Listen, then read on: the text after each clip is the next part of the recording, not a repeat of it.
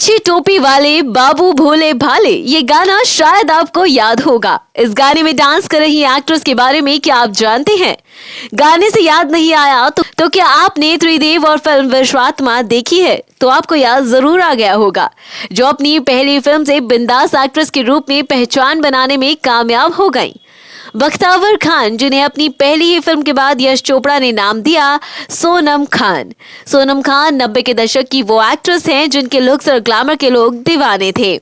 अपनी पहली ही फिल्म से वो सुपरस्टार बन गई थी। लेकिन क्या आप जानते हैं कि अपनी पहली फिल्म के दौरान वो नाबालिग थी।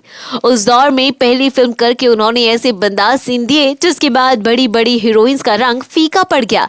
एक के बाद एक फिल्मों में जबरदस्त बिंदास सीन देकर वो चर्चाओं में आई। सोनम खान उस दौर की कई बेहद खूबसूरत अभिनेत्रियों के साथ सामने आ रही थी। आपको बता दें कि एक वक्त ऐसा भी आया जहां उन्होंने अपने दामन को बचाने की खातिर जल्दबाजी में सिर्फ 19 साल की उम्र में ही शादी कर ली थी। सोनम का असली नाम बख्तावर खान है। इनका जन्म हुआ मुंबई में। उनके अब्बा का नाम मुशीर खान और अम्मी का नाम तलक खान है। इनका मशहूर एक्टर रजा मुराद से बेहद करीबी रिश्ता है। वो रजा मुराद की भतीजी लगती हैं, क्योंकि दादा भी बॉलीवुड से ताल्लुक रखते थे। इसके अलावा उनके अब्बा की जान पहचान कई बॉलीवुड हस्तियों से भी थी। तो छोटी ही उम्र से ही बख्तावर को फिल्मी दुनिया को करीब से देखने और समझने का मौका मिल गया था और देखते ही देखते इनके दिल में भी फिल्म एक्ट्रेस बनने की ख्वाहिश पैदा हो गई थी। बख्तावर जब 12 या 13 साल की ही थी तब इनके पिता आर्थिक संकट में फंस गए और उनके घर के माली हालात बहुत खराब हो गए। ऐसे में उन्होंने फैसला किया कि अब बेटी बख्तावर से फिल्मों में काम कराया जाएगा।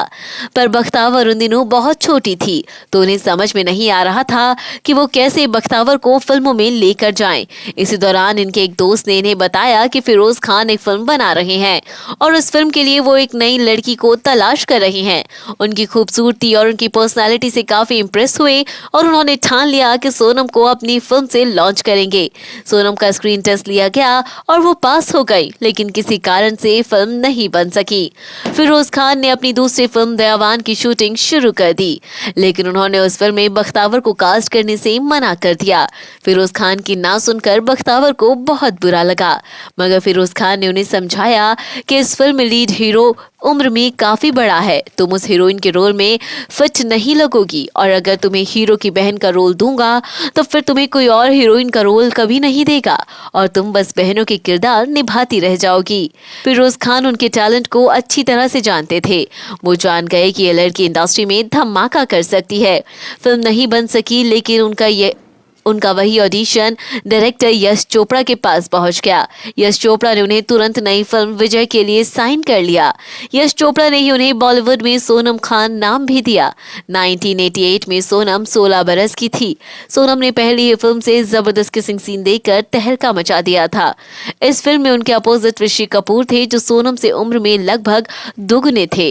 फिल्म में एक सीन में सोनम बहुत सहज दिखाई दी, तो वहीं दूसरे ही सीन में रेड बिकनी पहन समंदर के किनारे दौड़ लगाते हुए वो नजर आई। ऋषि कपूर के साथ उन्होंने पानी में डूबते हुए कई इंटीमेट सीन्स भी शूट किए। ये देख सिनेमा हॉल में लोगों के पसीने छूट गए। इसी फिल्म के नाम से उन्हें बिकनी गर्ल के नाम से भी पुकारा जाने लगा। विजय फिल्म बॉक्स ऑफिस पर सफल रही और देखते ही देखते बख्तावर उर्फ सोनम को भी फिल्म इंडस्ट्री में बढ़िया पहचान मिल गई।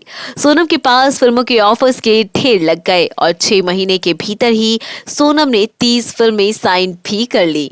विजय में सोनम ने ऋषि कपूर के साथ एक बिकिनी वाला सीन दिया था। उस जमाने में उस सीन के बहुत चर्चे हुए थे। एक इंटरव्यू में बात करते हुए सोनम ने बताया था कि वो सीन शूट करते हुए मैं काफी ज्यादा नर्वस हो रही थी, लेकिन ऋषि कपूर जी और यश चोपड़ा जी के सपोर्ट के चलते मैंने वो सीन आराम से कंप्लीट कर लिया। विजय के बाद सोनम नजर आई इसी साल रिलीज हुई एक और फिल्म में, जिसका नाम था आखिरी अदालत। इस फिल्म में इनके हीरो थे जैकी श्रॉफ। इत्तेफाक से इस फिल्म में भी सोनम ने बिकिनी वाला एक सीन दिया था। हालांकि इस दफा सोनम को बिकिनी सीन देते हुए जरा भी नर्वसनेस नहीं हुई और उन्होंने बिना किसी परेशानी के आखिरी अदालत फिल्म के अपने बिकिनी वाले सीन को कंप्लीट कर लिया। सोनम के करियर से जुड़ा एक अनोखा इत्तेफाक भी देखिए। आखिरी अदालत के बाद सोनम की अगली 2 फिल्मों के नाम की शुरुआत में भी आखिरी शब्द ही जुड़ा था। ये फिल्म थी आखिरी गुलाम, जिसमें इनके हीरो मिथुन चक्रवर्ती थे, और आखिरी बाजी, जिसमें इनके हीरो गोविंदा थे। और फिर आई वो फिल्म जिसने सोनम को देश भर में मशहूर कर दिया। ये फिल्म थी त्रिदेव, जिसमें इनके कैरेक्टर का नाम था रेणुका। इस फिल्म में भी सोनम पर वो गीत फिल्माया गया था जिसने इन्हें फिल्म इंडस्ट्री के इतिहास में हमेशा के लिए अमर कर दिया। वो गीत था ओए ओए, जिसमें इनके साथ नसीरुद्दीन शाह नजर आए थे। कहा जाता है कि ये गीत इतना ज्यादा पॉपुलर हो गया कि हर तरफ इसी गीत के चर्चे होने लगे और हर तरफ यही गीत ही लोगों को बजता दिखाई दिया। जी हाँ दोस्तों, त्रिदेव के बाद तो सोनम रातों रात फिल्म इंडस्ट्री की टॉप एक्ट्रेस हो गई थी। नसीरुद्दीन और सोनम खां पर दोनों पर फिल्माए गए इस गाने ने भी ताबड़तोड़ रिकॉर्ड तोड़े थे। ये फिल्म सुपरहिट साबित हुई थी और फिल्म के इस गाने ने सक्सेस रेट को कई गुना बढ़ा दिया था। आज भी लोग इस गाने के दीवाने हैं और इस गाने से उन्हें नाम मिला था ओए ओए गर्ल का। इनके पास एक से बढ़कर एक फिल्मों के ऑफर्स भी आने लगे थे। सोनम ने डॉक्टर मुरली पंडल से शादी भी कर ली। बिजनेसमैन से शादी करने के बाद सोनम उनके साथ ही रहने लगी। बता दें कि डॉक्टर मुरली पचेरी के ही रहने वाले हैं। उनके दूसरे पति के साथ सोनम काफी ज्यादा खुश रह रही हैं और इन दोनों कोशिश कर रही हैं कि वो फिल्मों में वापस आ सके। बता दें कि अब 30 साल बाद सोनम इंडस्ट्री में वापसी करने का मन बना रही हैं। अपने हालिया इंटरव्यू में उन्होंने कहा था कि अगर मुझे मौका मिला तो मैं फिल्मों में एक बार फिर से काम करना चाहूंगी। इतना ही नहीं, मैं OTT पर भी डेब्यू करना चाहूंगी। उन्होंने बताया था कि मैं 3 साल पहले ही वापसी करना चाहती थी, लेकिन कोविड की वजह से ये हो नहीं सका।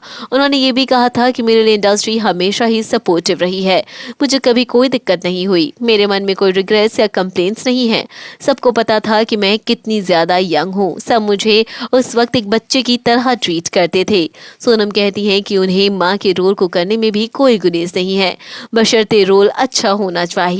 नई पीढ़ी के डायरेक्टर्स में सोनम, अनुराग कश्यप, नीरज पांडे और विशाल भारद्वाज सबसे ज्यादा पसंद हैं और वो कहती हैं कि अगर इनमें से किसी के साथ भी उन्हें काम करने का मौका मिला तो वो उस मौके को कभी छोड़ेंगी नहीं। बस उन्हें इंतजार है फिल्मों में या फिर OTT प्लेटफॉर्म पर एक अच्छे ऑफर का। वेल दोस्तों, सोनम खान को बॉलीवुड इंडस्ट्री में या फिर OTT डेब्यू में देखने के लिए आप लोग कितने ज्यादा एक्साइटेड हैं? कमेंट करके अपनी राय हमें जरूर बताएं।